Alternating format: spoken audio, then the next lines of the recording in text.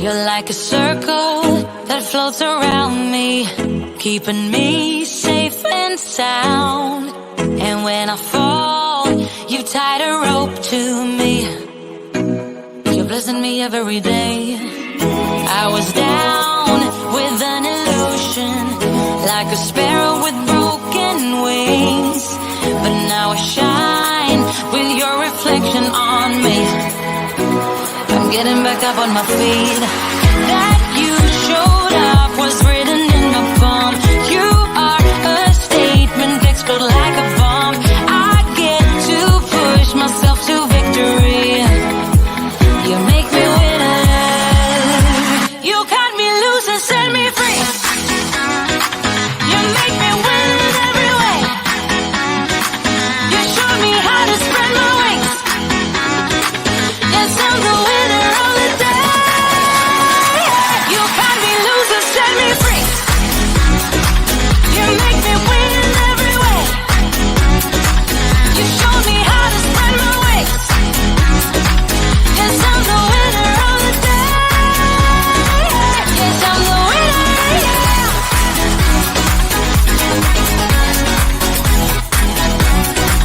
'Cause I'm the winner, yes.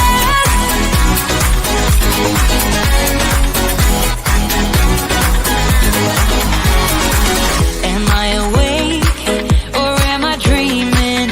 So far gone, I won't look back. And when I move, there ain't no stopping me. You're pushing me up to the top. I saw the clouds looking at. Good afternoon, everyone. It is Tuesday. Yes, yes, yes. Super Tuesday. Voting. Where the polls are getting ready to close on. And I hope everyone had an opportunity to vote for their candidate on this Super Tuesday.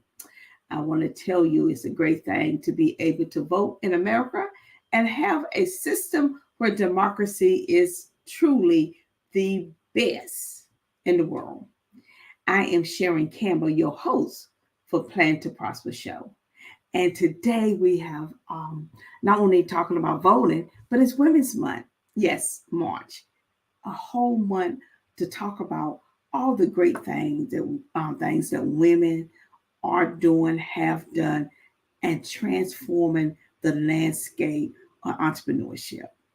Women are shaping the business community and the landscape by their leadership, by being a visionary, and by being change makers. Yes, we are. And I think it's just so interesting that it comes on the heel of voting. Women are the highest voters in the United States. We vote. We come out and vote. At the same time, we have so many policies that is coming out on women issues that does not represent our voice. And so we are going to change that landscape as a leader and as in our business community. And so tonight we're going to talk about women and their leadership and how we are able to look past so many obstacles and achieve the success. When you think about women, so many people think about multitasking because we are great. We could do a whole lot at one time. And especially as we work on crafting and creating a business that we love, that is our passion, and that we are changing the economy through open up a company. More women open up businesses than anyone else in the world. Not just in the United States, but the whole world. We are the driving force behind the economy. And to really dig deep on that, I want to just talk about how that is happening and why that is happening. I think out of the necessity, women have taken on roles that stretched them and have taught them how to become great time managers. And as we think about not being placed in a box, but being able to think very as a visionary outside the box, out of the necessity of doing that. So when we think about women shaping the landscape of a business, think about the fact that as a woman, the way we think and the way we process is more towards solution driven answers than just tasks because we have so much on our plate. And so we are celebrating all these wonderful women this month. And each day, I would like for you to celebrate a different woman. Whether you call her, text her, email her, have a Zoom call with her. Just think about how many powerful women are in your life that you just need to just reach out to and just say, you know what? Hello, how are you doing? I think that would elevate it because as women, we have to create these movements of change so the economy can continue growing and thriving. So what it is that you may think about as you think about women in leadership, how we lead in different industries, how we build partnerships and alliances in these industries, and how complex some of these alliances and partnerships can become, but it end up solving national problems as well as local problems. Women in leadership thinks about not their self, but how do they lead other women, and then how do they lean in to that leadership? We think about as we are building our company and our brand, what it needs to look like and how we want the world to see our company, and that we are placed in these unique positions of change and leadership. And we realize that we're always shifting, resetting, and pivoting all at one time. We have to learn how, as women, as we lead, how to meet people where they are in business, and then how do we bring the economy around to do a business with us.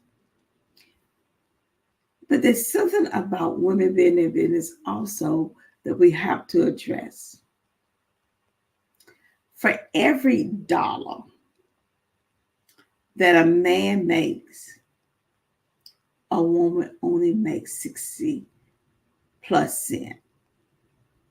And there's something wrong with that figure, especially when more women vote. And so we have more men in positions that's making decisions for women, but we have more women that's voting. So there's something wrong with the economy, and we need to address that. We do have men that support women and equal pay for women and services. Sometimes, too often, women are responsible in leadership roles in their home, in their community, in their churches. So it's not just building a company, but building a community, a tribe, a group that's going to advance the cause of the greater good. So women learn how to lead, and then the companies that they run, they are always leading to ensure that their employees are first to make sure payroll is met, make sure that if there's any way they can give them a benefit packet, we're definitely looking at that, because we know that child care, health care is so very important, and how to make that affordable. And we're also looking at how more women need to be part of the political landscape.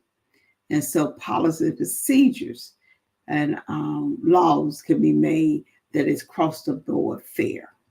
So that's some of the great traits that women have around that. As a visionary, when you think about women and how we shape the world and how we bring voices to people that are silent, because we visualize a world where people should all come together and be treated equal. It doesn't matter of your disability or your race, your race, your gender. It is how can we, and think way outside the box, help others. And we are the trendsetters. We set trends on next economy, even from the housing market. We are consumers, one of the highest consumers. We purchase more. We look at how we can become more forward thinkers and have companies to not just be a company, but a cutting edge company. How to get into the tech world, how women thrives in science and STEM. So we vision a better world, not only for ourselves, but our young women that come behind us. And to say that is the month of March is Women's Month. And so you're going to see some great programs, events on social media, on TV, that I just want you to tone into. And as busy as you are, I'm going to ask you to take time also to read up on women that are leading in areas that you may be interested in, and how do you become more in depth and in tone with that. And so let's move on to talk about women as it relates to change makers and redefining the norm, the tradition, or what so many think women should be. Women are no longer in the role of being the homemaker. Now, there's nothing wrong with being a homemaker. If that is what you want to do, I know you can, and you're going to be excellent at it. But women now is breaking barriers. We're advocating even for the homemaker to receive a salary, because managing a home is like managing a business, managing that family activity, taking your children places where they need to go for sports, for school, for activity. Two, also, if you have to bring your parents back home, managing their adult daycare schedule. So women have taken on being a change maker to think about how we can change and become more diverse in so many different areas, so that we can become the best, not for ourselves, but others around us will benefit from that. And then we're looking at the young women that is behind us. How do we navigate that field and provide mentorship to them so that they can grow and thrive? And the other question I would think I want to ask you is, like, women sometimes are architects of their own success, indirect or direct. So the question is, Are you, as a woman, driving your success to where you desire? And do you need help getting there? We as women sometimes don't ask for help quick enough. And I think it's so very important that we do not shelter all of everything, but share and find ways to be more diverse so we can reach our potential with less stress and better health. And so, as being the architect of your company or your career, is so very important. Looking at holistic approaches towards your success, and how do you shape that in the fabric of the corporate world as well as owning your own company, and how does all of that helps as we look at finance as a woman and retirement. And we need to start thinking about that, introducing that to young women early. And as we grow and thrive, is having a plan to how do we do that? What do that needs to look like? Who needs to be around the table?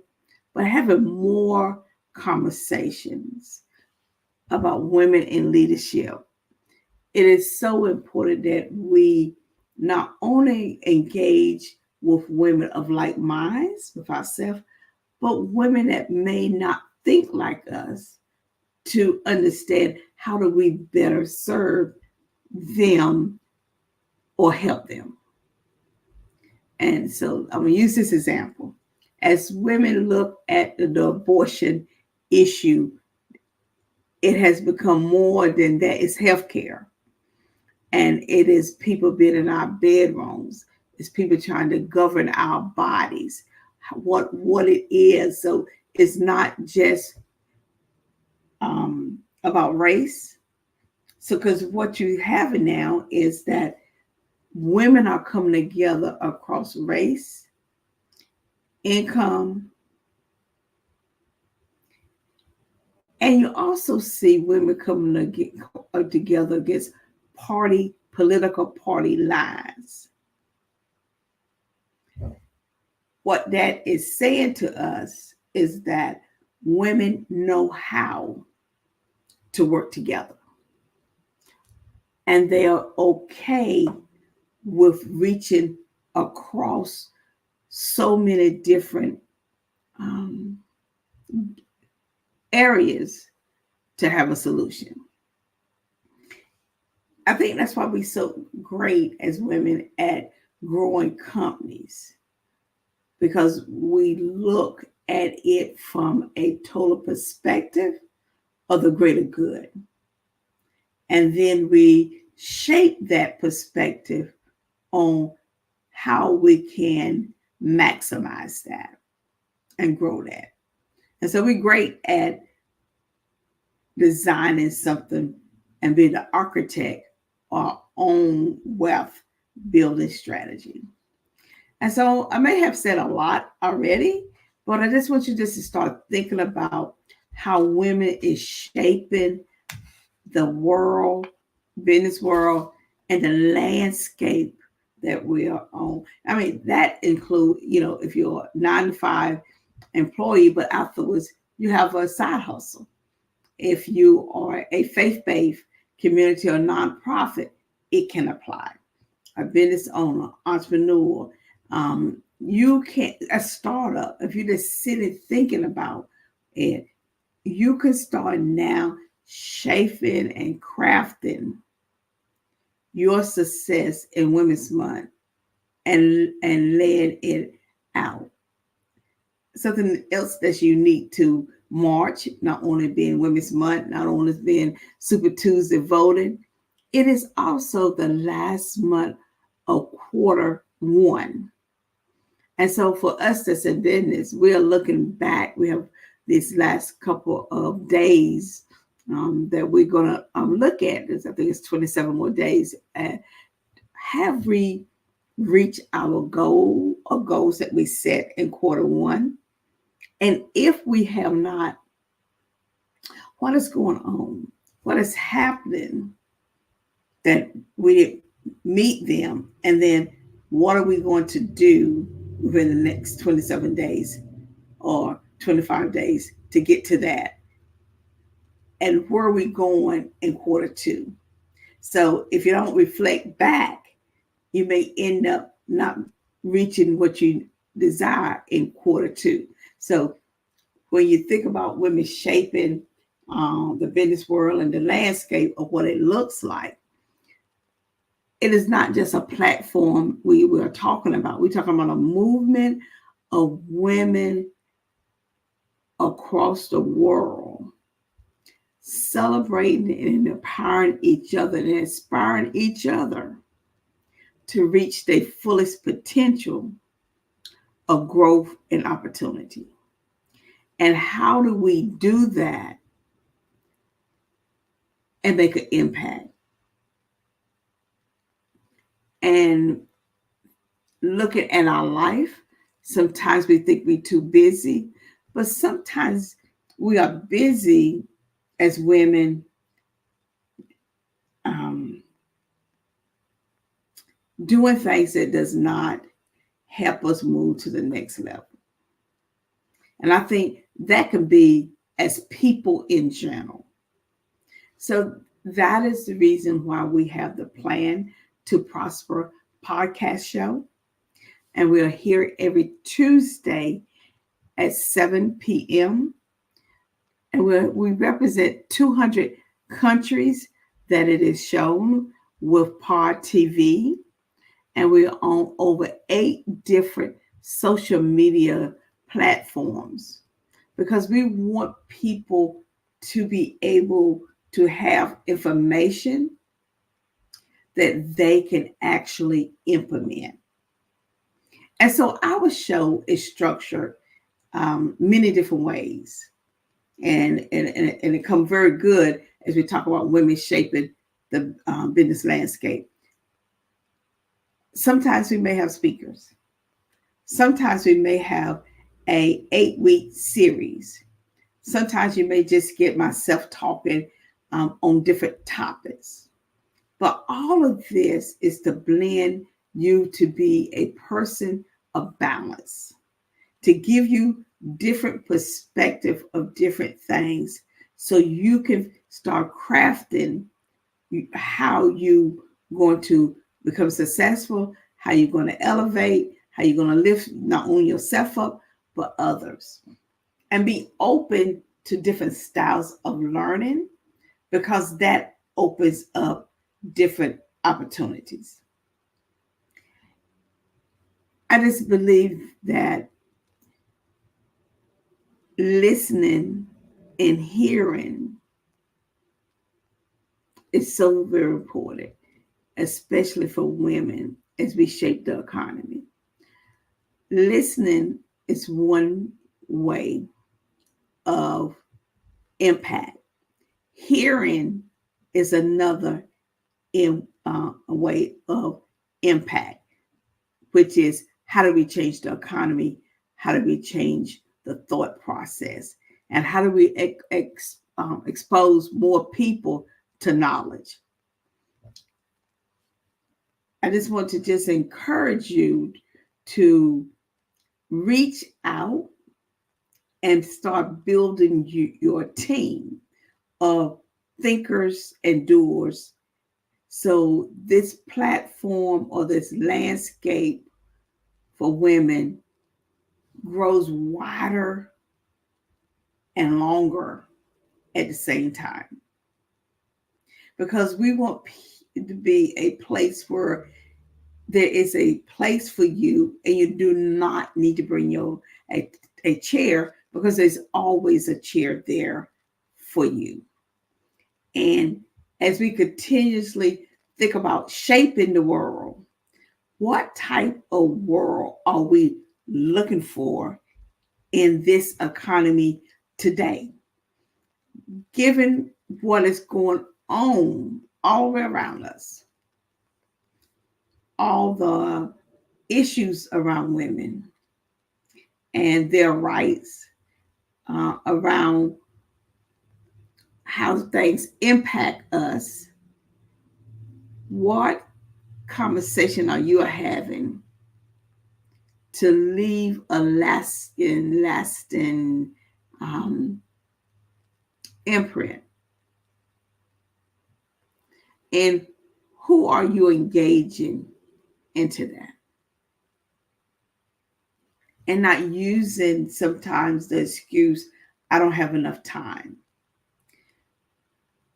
If we really look at our time, we may find that we have time to give to this movement.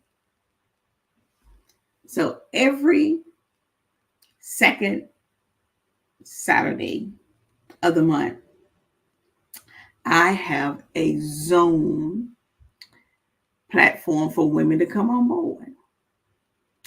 And it is all we do is talk about women issues from 9 a.m. to 10 a.m. Eastern Time. And you can jump on and you can give your thoughts or your concerns about some things that you see may be an issue, or some advice to how to solve an issue. But it's about having that space and that time to have that conversation. Because where we are now and what we're doing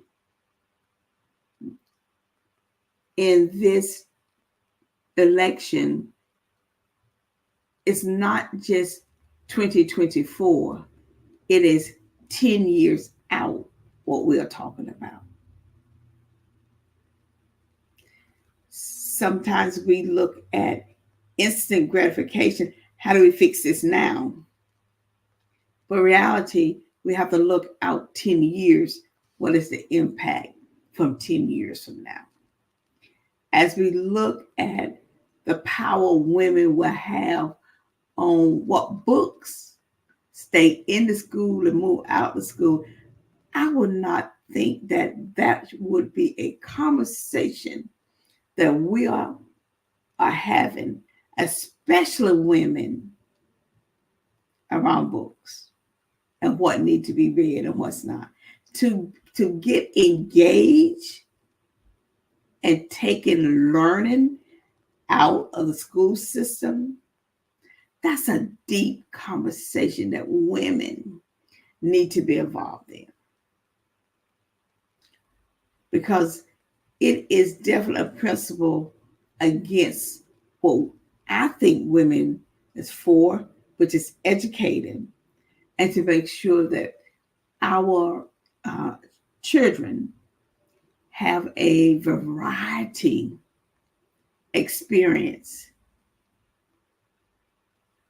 And reading provides you with that.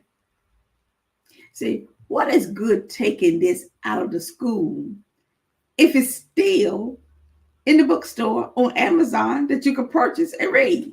So when I hear people talk about some of the books that they want to take out of school, I said, but you can purchase them at the bookstore. You can go to the library and get some of them, but you also can go to Amazon and get them. So what big impact did you have by doing that? Because you did not solve what you wanted was people not to read a book. See, you have a choice, and you have your children's choice not to read that book. But there is so many other opportunities that you cannot do anything about.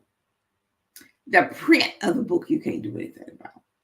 Where the book is placed is on Amazon, you cannot do anything about it. And so where you have taken something out, which is a short time fix, because it's just short term, because of one area, but it's everywhere else. As women, we should not be doing that. There's other ways that if it's internal in your family value, that you need to deal with that. But don't sacrifice others because of that. So let's move on to something I think is very powerful, is how women empower one another. Women have a motherly instinct to empower other women to act, do, and succeed. Empowering someone is giving someone the self-confidence they need to step out of their comfort zone to impact others. Being able to elevate someone's self-esteem is the highest honor you can do for another human being. To encourage that person to be their very, very, very best is so rewarding.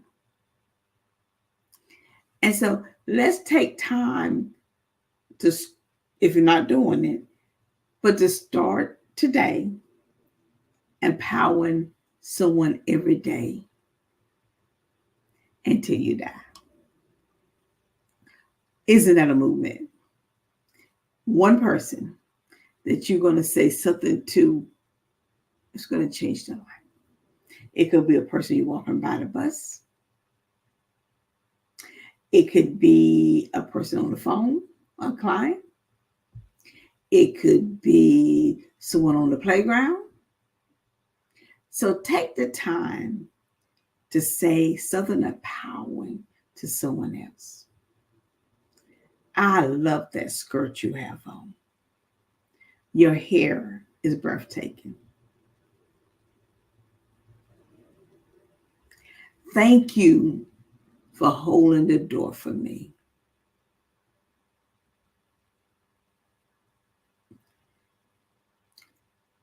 Empowering people not only makes that person feel good, but you yourself is rewarded.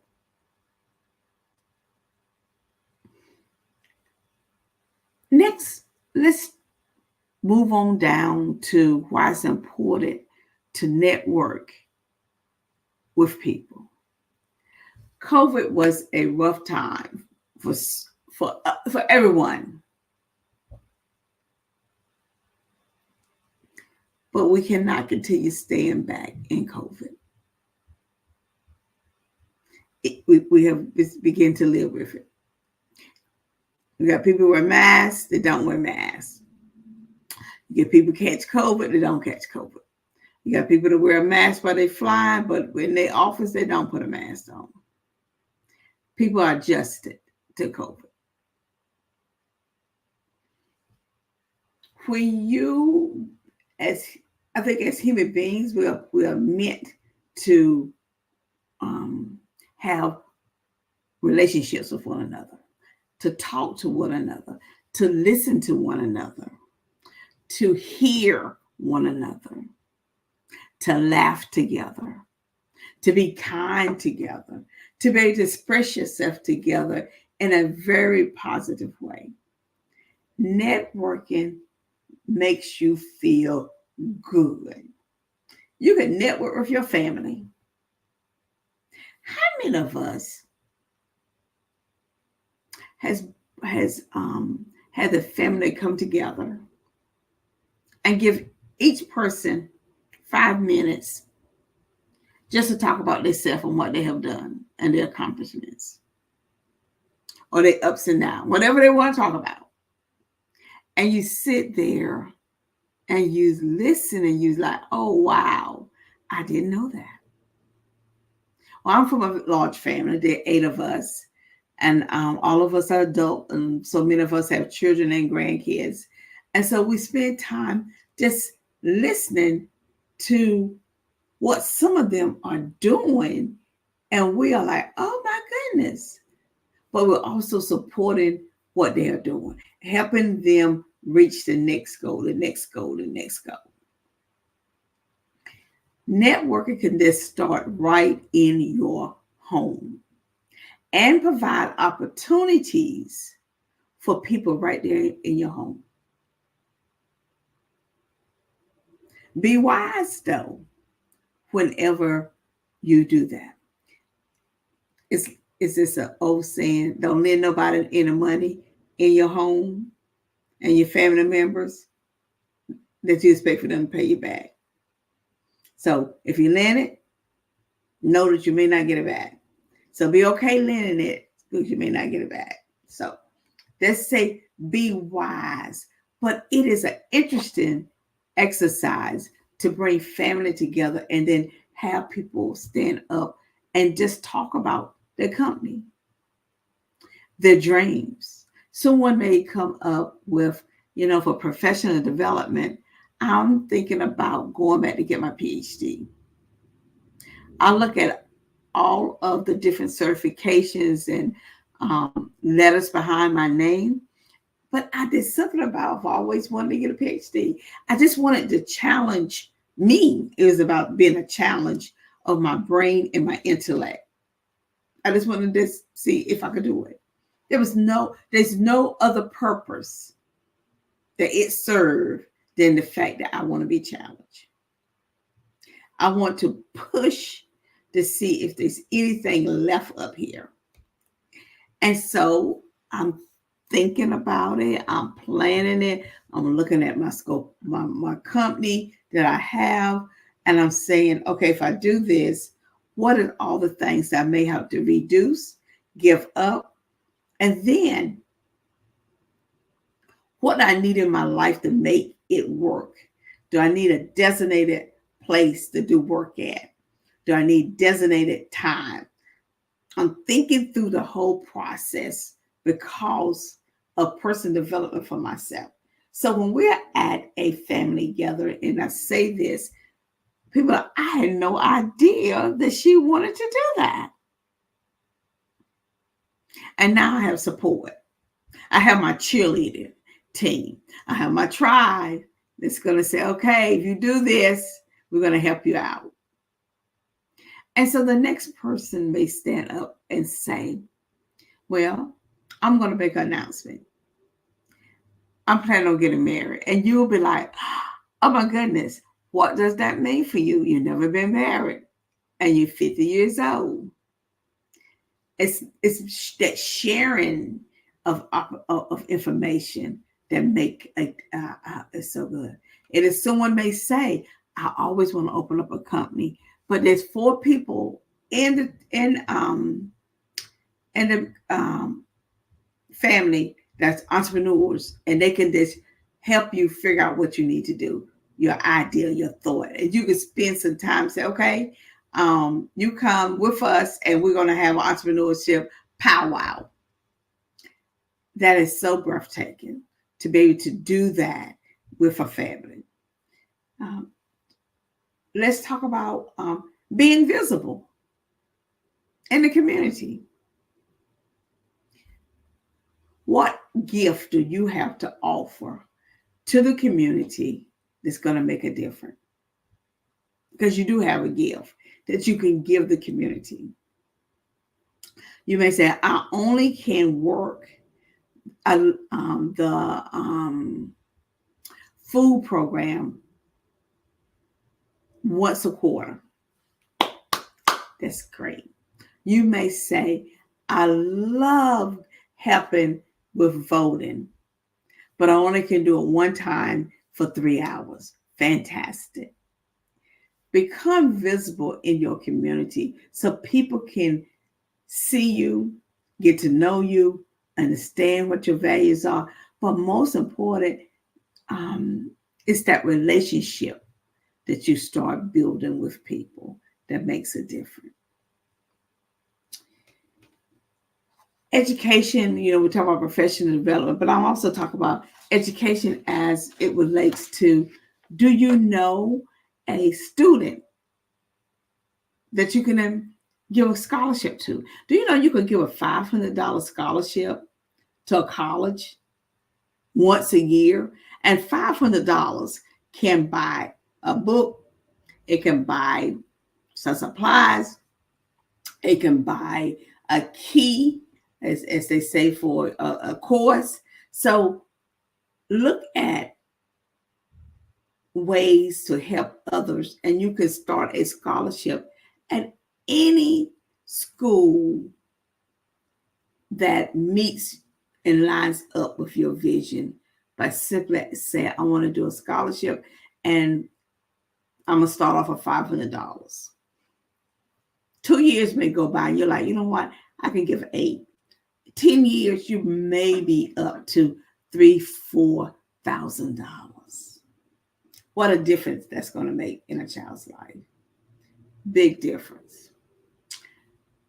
The other one I want to talk about is when we look at women shaping the business landscape and making it a movement, we need to celebrate the whole process that we are doing. We need to invite more people in. We need to celebrate our success. I even tell people we need to celebrate our gaps, our hiccups, things that didn't go so well. You know why I say that? Because everything is not perfect. And so if you make a mistake, that's okay. Admit it, learn from it, move on. Admit it, learn from it, move on.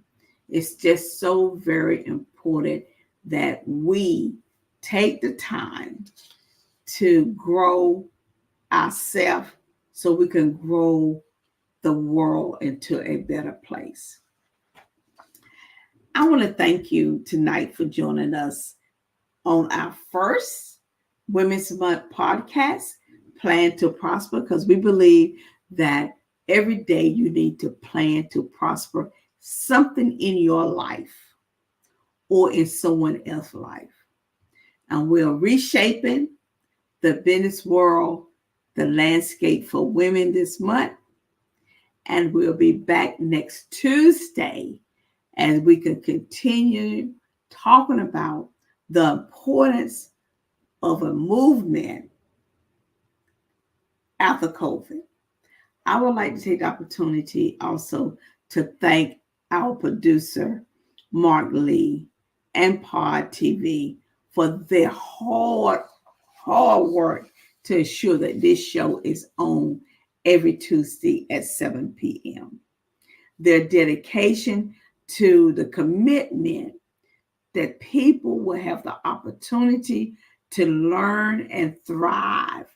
Not only this show, I want you to follow them on Pod TV because it is so very important that information is powerful and receiving great information and great speakers is even more powerful to help you grow and thrive.